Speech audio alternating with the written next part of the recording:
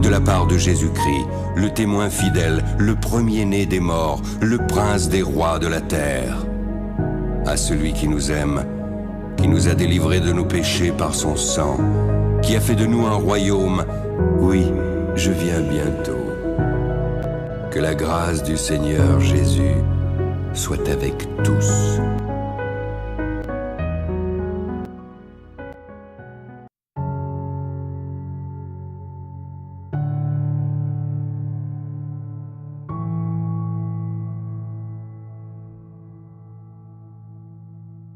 Bonjour à tous, j'espère que vous allez bien, moi ça va très très bien. Voilà, on va se retrouver aujourd'hui donc pour cette vidéo que beaucoup de monde m'a demandé concernant les témoins de Jéhovah. Alors c'est un mouvement religieux qui est très en vogue aujourd'hui, qu'on peut retrouver un petit peu partout. Voilà, ils n'hésitent pas à venir démarcher directement au domicile des gens et proposer voilà, des enseignements bibliques pour les rallier tout simplement à leur assemblée qui est dans un secteur, par exemple, où vous habitez. Donc, alors, on va parler aujourd'hui des témoins de Jéhovah dans leur globalité. On va voir justement quelles sont leurs doctrines.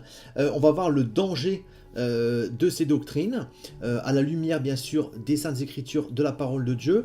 Nous allons voir aussi que, malheureusement, cette secte, parce qu'il faut appeler ça vraiment une secte pernicieuse et démoniaque, a vraiment mis en place un système et vous allez voir que même le fondateur a vraiment goupillé ça de façon vraiment assez incroyable, avec vraiment une subtilité, c'est toujours dans la subtilité des choses. Et aujourd'hui, quand je vais vous parler de ces choses-là, il faut bien comprendre une chose, c'est que nous ne condamnons pas ceux qui sont dans ce mouvement actuellement, nous condamnons leur Bible, qui est une Bible spécifique aux témoins de Jéhovah, qui d'ailleurs est une Bible qui est complètement corrompue avec des passages qui ont été ajoutés, retirés par rapport à la Bible originale. Et il faut bien comprendre qu'ils se servent de cette Bible aussi pour appâter les gens.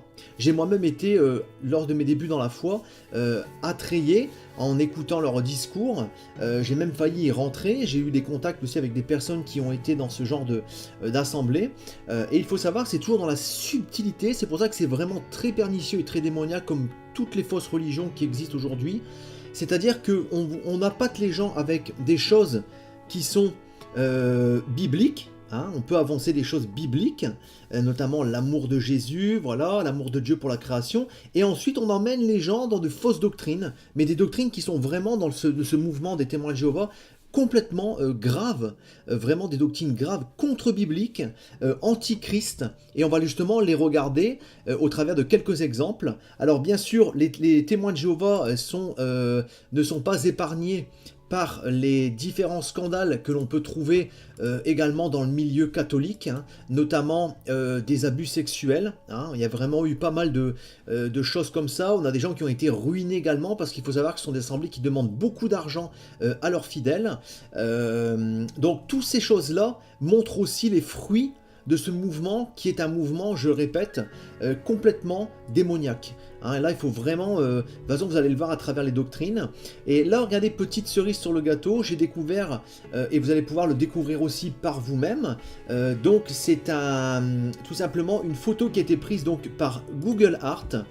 Et c'est une photo, en fait, tout simplement d'une salle d'assemblée, donc des témoins de Jéhovah au Danemark, donc qui représente, vue du ciel, une pyramide maçonnique. Donc vous voyez, c'est toujours pareil, il y a toujours la franc-maçonnerie qui est derrière ces choses-là, il y a toujours un côté satanique parce qu'il y a une corruption de la parole de Dieu qui est mise en place, et il faut savoir que même son fondateur, donc, qui était donc Charles Russell, était un franc-maçon de haut rang, donc et soi-disant, voilà, il a été prophète de Dieu, il a une vision de Dieu, mais on sait très bien que le diable aussi se déguise en ange de lumière pour annoncer des mensonges, des corruptions, des falsifications de l'original, et automatiquement, on sait aujourd'hui dans les temps que nous vivons, qu'il y a de plus en plus de faux prophètes. Le Seigneur Jésus l'a annoncé, des gens qui se nomment prophètes et qui annoncent le contraire de ce que Dieu a demandé et de ce que Jésus a annoncé lors de sa venue sur terre, sont des faux prophètes, ce sont des loups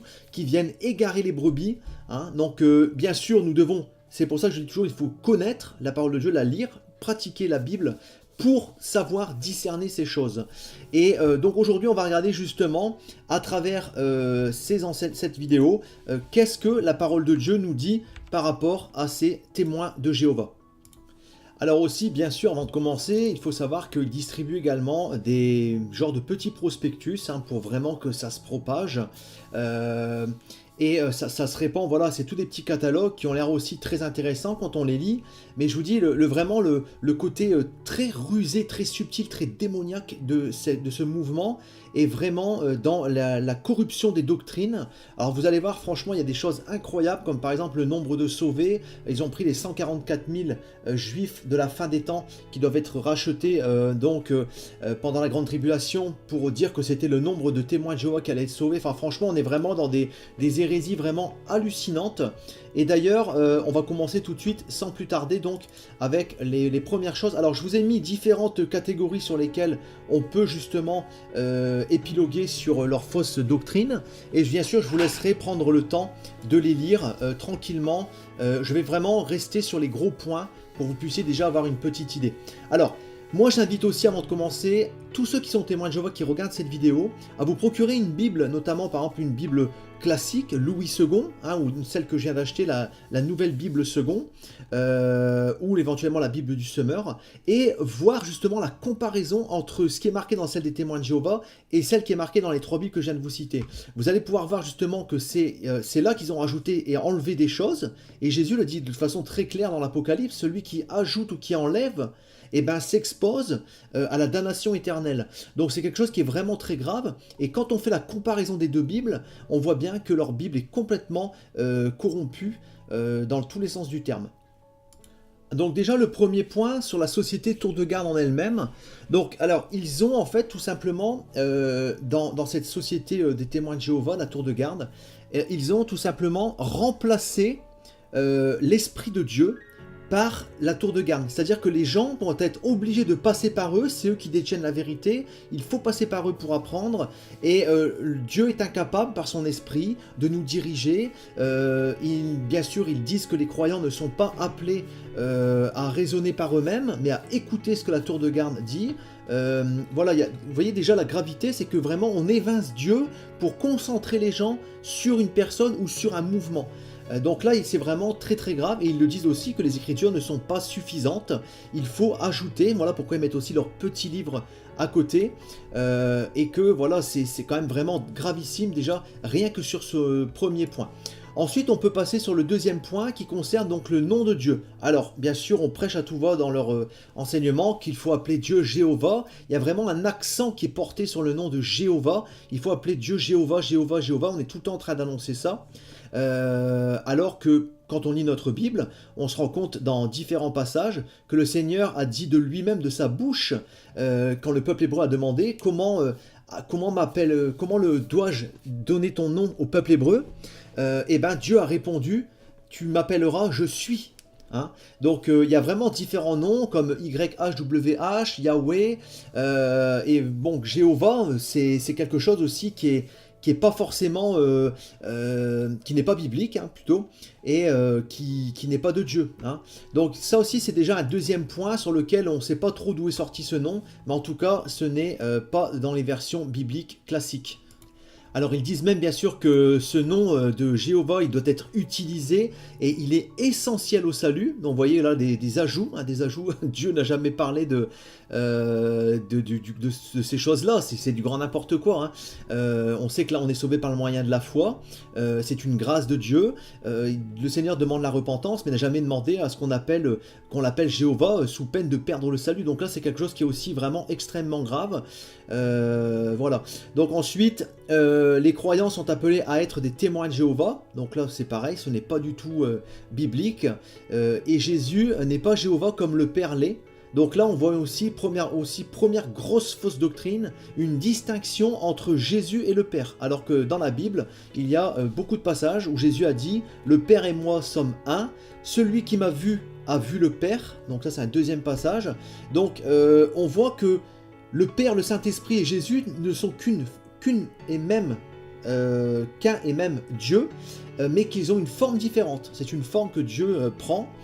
Tandis que là, chez les témoins de Jéhovah, il y a une distinction qui est faite.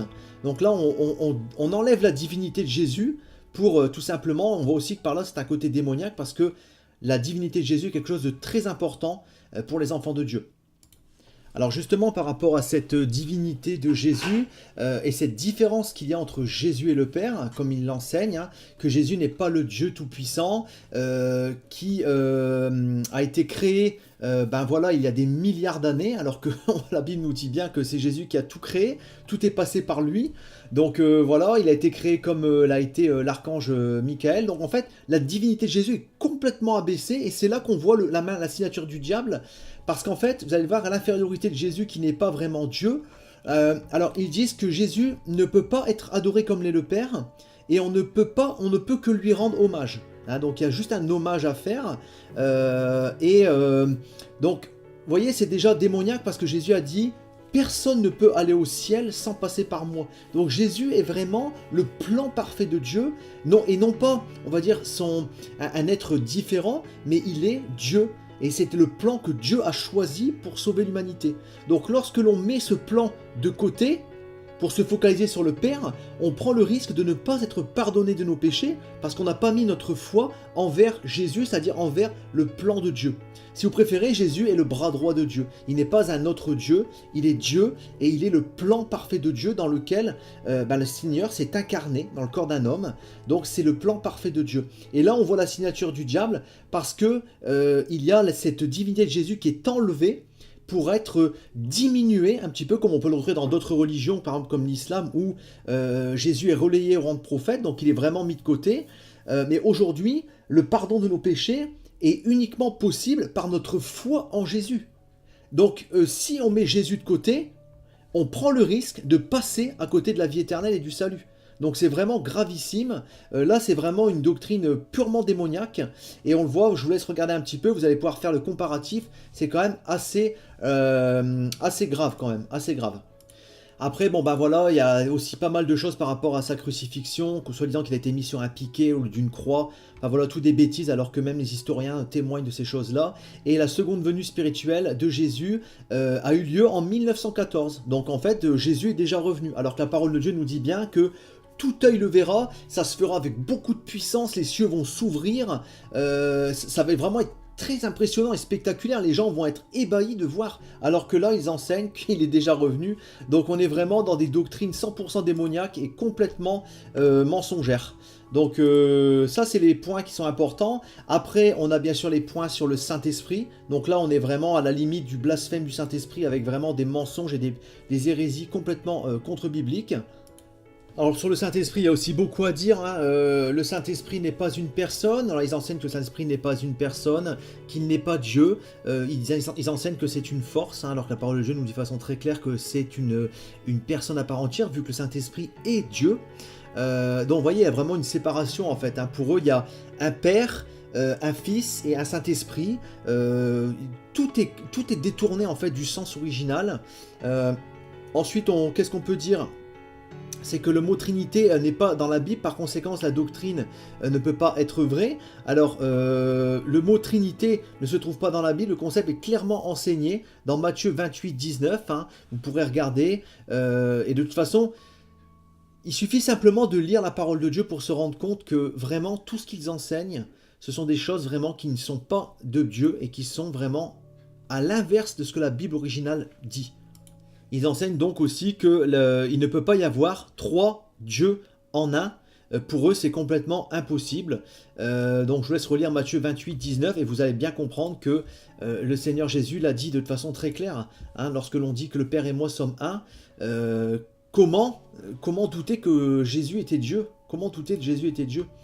Donc ensuite, c'est ce que je vous disais, donc les catégories de sauvés. Donc voilà, seuls 144 000 témoins de Jéhovah iront au ciel. Hein, donc là, on est vraiment sur une doctrine complètement démoniaque également. Ils sont constitués la classe consacrée, hein, dont tous les autres chrétiens à travers le monde, hop, on n'en parle plus. Voilà. Donc après les 144 000, les autres témoins de Jéhovah sont les autres brebis de Dieu et ils vivront à jamais dans le paradis terrestre. Hein. Seuls les membres de la classe consacrée sont nés de nouveau. Donc vous voyez encore des doctrines complètement tournées de leur sens original. Donc là, la parole de Dieu nous enseigne que déjà, quiconque croit et place sa foi en Jésus-Christ est né de Dieu, hein, qui a un destin céleste qui attend les enfants, les véritables enfants de Dieu et non pas un destin terrestre, et que Jésus n'a jamais limité le ciel ni la maison du Père, hein, donc à 144 000 personnes. Hein. Il faut bien comprendre que voilà, nous sommes l'Église, il y a des millions de chrétiens aujourd'hui à travers le monde, et non pas 144 000 comme cette fausse Bible et cette fausse religion l'enseigne de façon très claire. Ensuite, on peut parler donc d'un autre point, il s'agit du salut. Alors là aussi, il y a vraiment des points extrêmement difficiles à entendre, hein, des points vraiment démoniaques. Donc par exemple, le point qui dit qu'il n'y a aucune assurance au salut. Hein, donc là, c'est vraiment grave. Dieu nous l'a promis, c'est une promesse du Seigneur. Donc là, on vient renverser la promesse de Dieu. Ensuite, ils disent qu'il faut vraiment toujours parler et invoquer le nom de Jéhovah, que la foi est nécessaire, mais on doit y ajouter les œuvres. Et ils disent également que le salut dépend des œuvres. Donc eux, ils annoncent aussi un salut par les œuvres. Donc si tu n'as pas d'œuvre dans ta vie, tu ne peux pas être sauvé. Hein, donc c'est un salut qui s'obtient par notre propre récompense, par nos œuvres. Alors que bien sûr la parole de Dieu nous enseigne que c'est un don gratuit de Dieu et c'est par notre foi placée en Jésus-Christ que nous l'obtenons, tout simplement parce que c'est le plan que Dieu a décidé pour l'humanité. Alors ensuite, d'autres points aussi très très importants. Alors eux ne croient pas qu'il y ait l'enfer. L'enfer pour eux n'existe pas. Hein, c'est pas un lieu éternel de souffrance, mais c'est une fosse commune de l'humanité. Les non-croyants sont anéantis par la mort, c'est-à-dire qu'une fois qu'ils meurent, il n'y a plus rien. Ils ne voient plus rien. Ils sont comme si ils dormaient en fait. Hein, donc il n'y a pas d'enfer. Ils disent également que l'homme ne possède pas d'âme distincte au corps physique et que l'homme n'a pas une nature immatérielle qui survit à la mort, il n'est de toute évidence conscient de rien après la mort. Donc pour eux, il n'y a plus rien après la mort, alors que Luc montre bien le Lazare et l'homme riche de façon très claire qu'il y a une conscience et qu'il y a donc un enfer qui est bien réel. Donc là c'est pareil, on supprime la doctrine de l'enfer, on dit qu'il n'y en a pas, on dit qu'il n'y a pas d'âme non plus, donc les gens, en fait, voilà, les gens ne savent pas forcément ce qui se passe, donc là c'est pareil, c'est des doctrines vraiment démoniaques qui changent et qui inversent complètement ce que Dieu a annoncé, notamment la doctrine de Lazare et de l'homme riche, avec voilà cet homme qui se retrouve en enfer, on le voit vraiment de façon extrêmement claire. Donc il y a pas mal aussi de rapports qui ont été faits, hein, on a déjà entendu tous parler avec les transfusions du sang, voilà, ils disent que Christ n'a pas été cloué sur une croix mais sur un poteau, et que la transfusion du sang équivaut à manger du sang. Voilà, donc aussi une grosse doctrine des témoins de Jéhovah qui a fait couler beaucoup d'encre. Voilà, donc qu'est-ce que je peux vous dire d'autre? La tour de garde, voilà, c'est déclaré comme un nouvel évangile. Hein, la Bible nous dit bien dans Galates chapitre 1 verset 8 que tout évangile qui est ajouté vient de l'enfer. Hein, donc même si un ange descendait qu'un nouvel évangile, ça vient de l'enfer, c'est démoniaque, ce n'est pas de Dieu. Paul l'a dit de façon très claire dans le livre des Galates. Donc eux se sont avancés donc comme étant des prophètes de Dieu, et que voilà, on sait très bien que ils font partie d'une continuité de faux prophètes et de fausses prophéties. Et que automatiquement toutes ces choses-là, toutes les visions, tous les prophètes qui naissent aujourd'hui ne sont pas de Dieu, parce que Dieu a tout accompli à la croix. Jésus l'a dit lui-même, tout est accompli, il n'y a plus rien à rajouter. Aujourd'hui nous avons la ligne de conduite à suivre pour entrer dans le royaume des cieux. Dieu nous a tout donné pour chasser les démons, pour guérir les malades, pour baptiser, pour aider nos frères.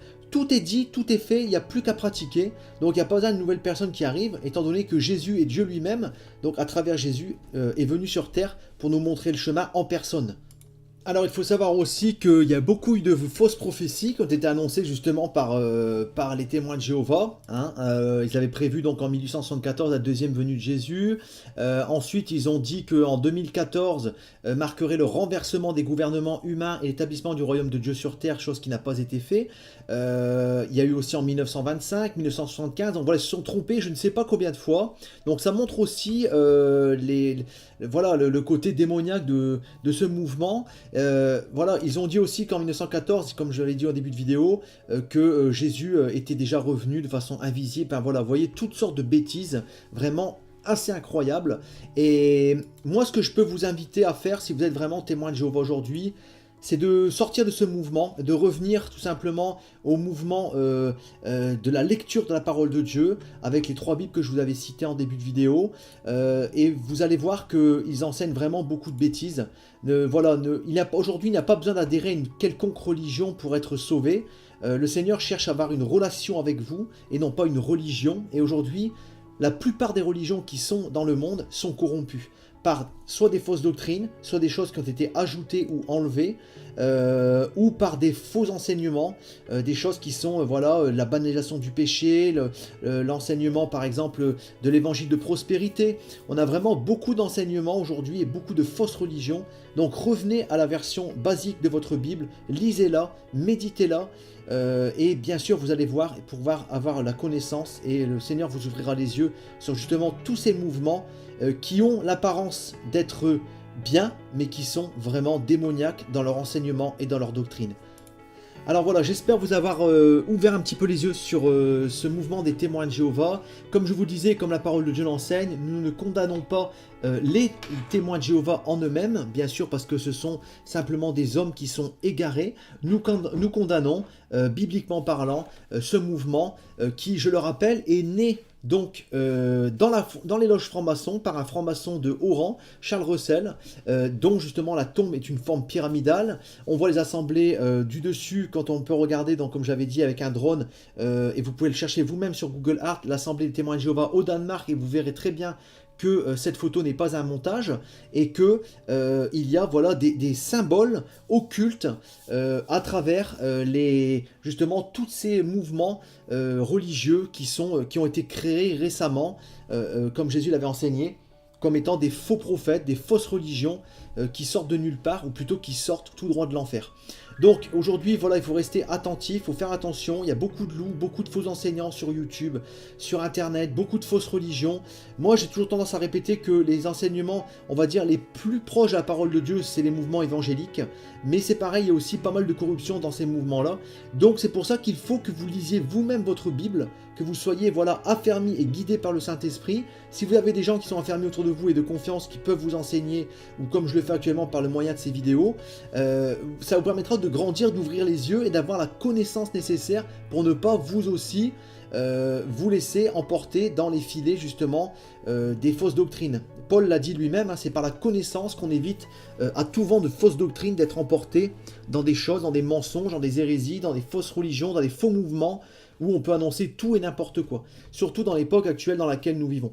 Voilà, en tout cas, si vous avez des questions, n'hésitez pas dans la barre des commentaires. Si vous avez des témoins de Jéhovah autour de vous, n'hésitez pas à leur montrer cette vidéo, à les redresser avec amour, à leur expliquer, à leur montrer justement les passages que j'ai pu citer dans cette vidéo, et à leur montrer que ce mouvement n'est vraiment pas un mouvement de Dieu, et que tout ce qui sort des loges francs-maçonnes, ou tout ce qui sort justement de l'occultisme, ce sont des choses qui viennent directement de l'enfer. Hein. Donc le diable est derrière ces choses-là, et surtout quand on enseigne le contraire de ce que Jésus a enseigné.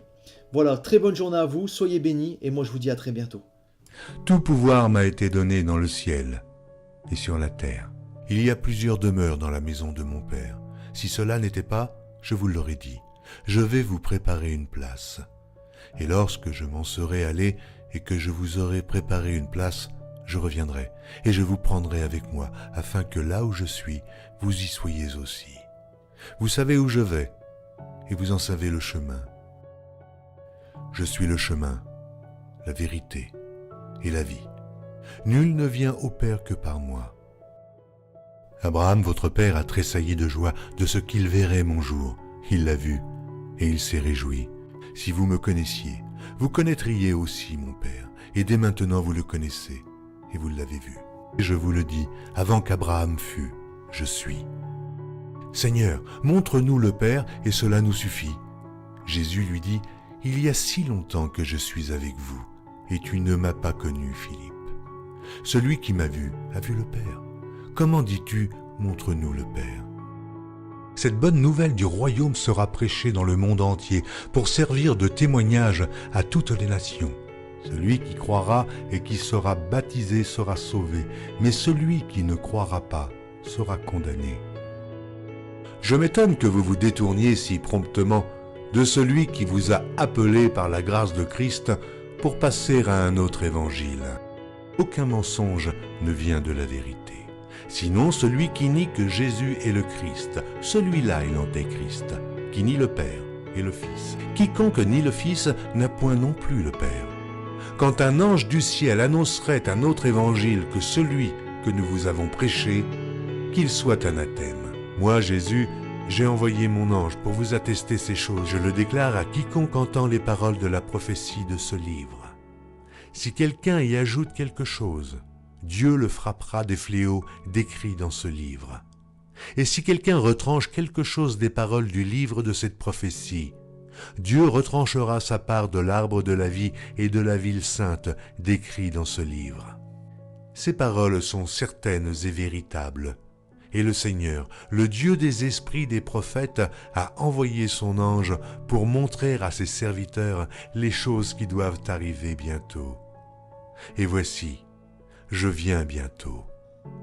Heureux celui qui garde les paroles de la prophétie de ce livre.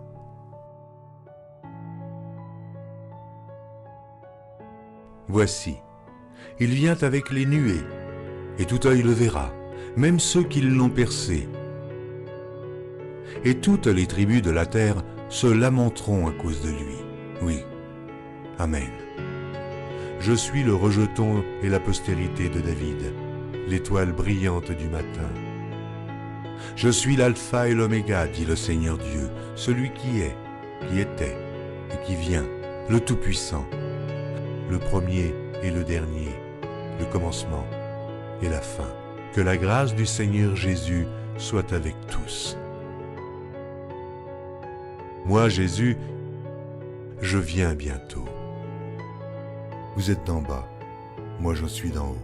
C'est pourquoi je vous ai dit que vous mourrez dans vos péchés. Car si vous ne croyez pas ce que je suis, vous mourrez dans vos péchés.